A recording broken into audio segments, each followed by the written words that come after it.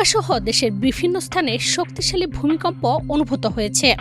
বাংলাদেশের আবহাওয়া অধিদপ্তরের তথ্য অনুযায়ী এই ভূমিকম্পের মাত্রা ছিল 5.7। এর উৎপত্তিস্থল নরসিংদীর মাধবদী। ভূমিকম্পের গভীরতা ছিল 10 কিলোমিটার। অন্যদিকে মার্কিন ভূতাত্ত্বিক জরিপ সংস্থা USGS বলছে, রিক্টার স্কেলে ভূমিকম্পটির তীব্রতা ছিল 5.5। 21 নভেম্বর শুক্রবার সকাল 10:38 হওয়া এ ভূমিকম্পে তীব্র ঝাঁকুনি অনুভূত হয় রাজধানী সহ দেশের বিভিন্ন স্থানে। ভূমিকম্পটি কয়েক সেকেন্ড স্থায়ী ছিল। এতে রাজধানীর বিভিন্ন অঞ্চলের বাসিন্দারা আতঙ্কিত হয়ে রাস্তায় নেমে আসেন।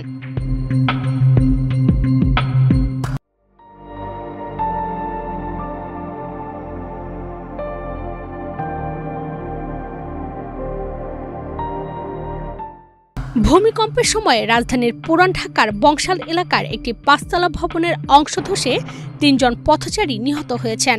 তবে তাৎক্ষণিকভাবে নিহতদের নাম পরিচয় জানাতে পারেনি পুলিশ।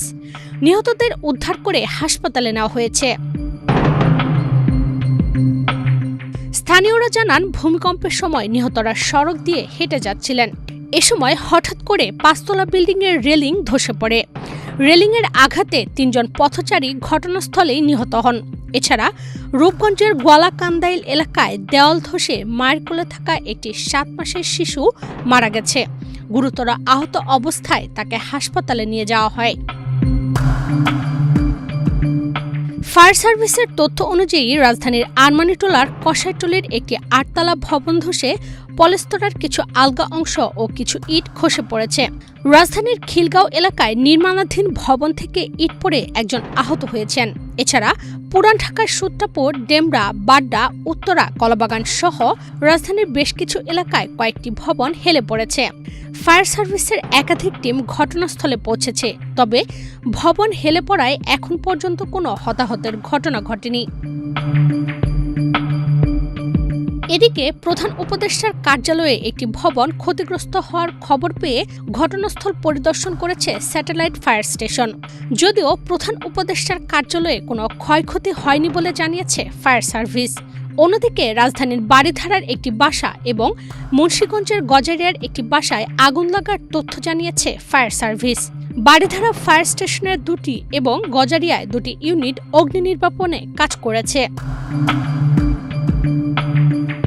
সামাজিক যোগাযোগ মাধ্যমে ছড়িয়ে পড়া ভিডিওতে দেখা যায়, অনেক বাসার জানালার কাচ, আলমারি, শোকেজ সহ আসবাবপত্র ও কাচের বিভিন্ন জিনিসপত্র ভেঙে পড়েছে এবং বিভিন্ন এলাকার অনেক ভবনের দেয়ালের ইট খসে পড়েছে। শুধু বাংলাদেশে নয়, পার্শ্ববর্তী দেশ ভারতেও এই ভূমিকম্প অনুভূত হয়েছে।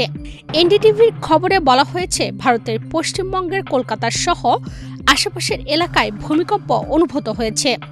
এখন পর্যন্ত কোনো ধরনের ক্ষয়ক্ষতি বা হতাহতের খবর পাওয়া যায়নি। ইশরাত চৈতি, বাংলাদেশ প্রতিদিন।